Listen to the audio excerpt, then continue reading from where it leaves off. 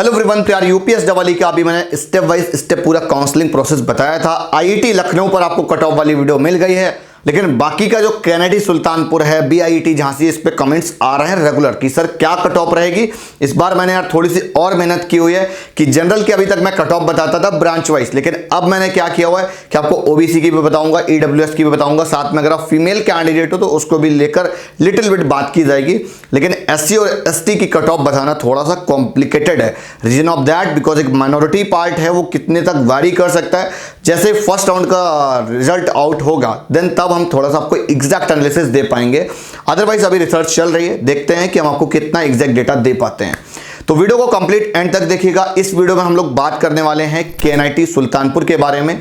केएनआईटी सुल्तानपुर का little bit हम लोग सारा का सारा रिव्यू भी एक तरीके से करेंगे, और मेन जो पार्ट है आपको कट ऑफ वाला, तो कट ऑफ वाला पार्ट अगर आपको डायरेक्टली देखना है तो आप जाकर स्किप भी करके सीधा कट ऑफ वाला पार्ट आप जाकर देख सकते हैं। तो डायरेक्टली इनकी वेबसाइट पर आ जाते हैं। जैसे कि फीस स्ट्रक्चर है, प्लेसमेंट है, वो आप यहाँ पर जाकर देख सकते हो। फीस स्ट्रक्चर देखना है तो आपको इस वाले एकेडमिक वाले सेक्शन में जाना होगा। देन आप फीस और स्कॉलरशिप पर क्लिक करेंगे तो आपको पूरा एक पीडीएफ ओपन होकर आ जाएगा।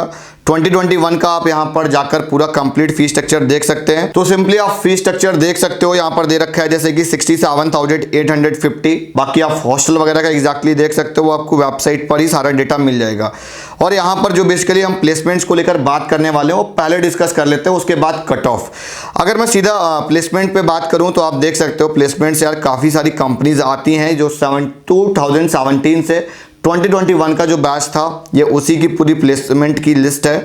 तो आप देख सकते हो जो लोग टीसीएस निंजा में गए हुए लगभग 7.5 या 7 का कुछ रहता है पैकेज, और जो ऑफ कैंपस गए हैं तो ऑफकोर्स उनकी कुछ ना कुछ पैकेज ज़्यादा रहती है। इसलिए टीसीएस जो आता है वो ऑन कैंपस वाला, उसकी पैकेज आई थिंक 3.6 रहता है। तो आप देख सकते हो बहुत सारी कंपनीज आई हुई हैं, पूरी की पूरी एक प्लेलिस्ट आपको मिल जाएगी।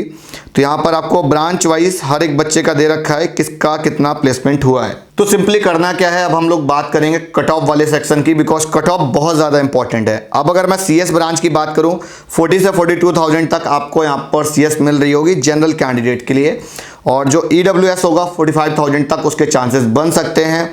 ओबीसी के लिए 50,000 के चांसेस बन सकते हैं। लेकिन यहाँ पर कुछ चीज़ें ऐसी हैं जो कोई आपको समझनी पड़ेंगी। जैसे ओबीसी वाले का 50,000 तक जा रहा है, तो जब उसका ओबीसी में 50,000 रैंक है, ये सीआरएल रैंक दे रखी है, ऑल इंडिया रैंक दे रखी है, तो उसको कहीं ना कहीं ट्रिपल आईटीज में भी तो ईसी मिल रहा होगा।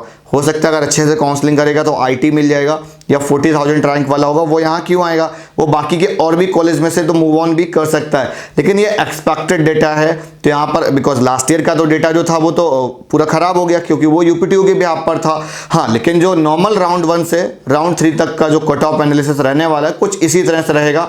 लास्ट तक की चीज़ें डिपेंड करती हैं कि कितना क्या कैंसलेशन आने वाला है। जो 4th राउंड तक है तो देन वहाँ तक आप ले सकते हो। लास्ट राउंड तक मैं बोलूँगा कि ये जो डेटा है जो मैंने प्रिपेयर किया कि अब अपनी अगर आप बेस्ट काउंसलिंग करना चाह रहे हो बेस्ट तरीके से, तो आपको इस डेटा तक अलॉटमेंट मिल सकती है। आईटी में मैं बात करूं तो 45,000 तक, और ईडब्ल्यूएस के लिए 50, ओबीसी के लिए 60,000 तक, इलेक्ट्रॉनिक्स 55 जनरल के लिए, इलेक्ट्रिकल 75 तक मिल सकती है, मैकेनिकल 82,000 तक, सिविल 95,000 तक। इसी तरह से आपका इलेक्ट्रॉनिक्स में ईडब्ल्यूएस में 65,000 तक, इलेक्ट्रिकल में ईडब्ल्यूएस 80,000 तक, मैकेनिकल में 85,000 तक, सिविल आपको अप्रॉक्स 1 लाख रैंक तक मिल रहा होगा अगर आपकी ईडब्ल्यूएस कैटेगरी है। अगर आप यहाँ पर फीमेल भी हो तो देन तब तक इतनी कट ऑफ वैरी कर सकती है, डिपेंड करेगी बाकी के आगे की चीज़ों में।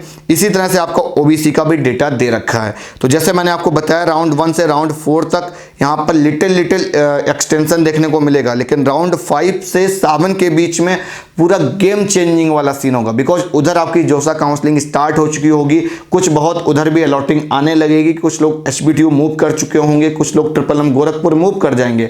तो सारी चीज़ें आपको समझनी पड़ेंगी। तो अपनी चॉइस फिलिंग बहुत ही अच्छे तरीके से करिएगा। कुछ 1-2 कॉलेज ऑप्शन मत रखिएगा, मैक्सिमम चॉइस फिलिंग करिएगा, एक सिलेक्टिव चॉइस फिलिंग रखिएगा ताकि आपको ईजिली अलॉटमेंट मिल पाए। अगर आपको अलॉटमेंट नहीं आ पा रही है, नहीं आपको समझ में आ रहा है, आपको उतना कॉन्फिडेंस नहीं आ रहा है, तो आप हमारी पेड काउंसलिंग सर्विसेज भी ले सकते हैं।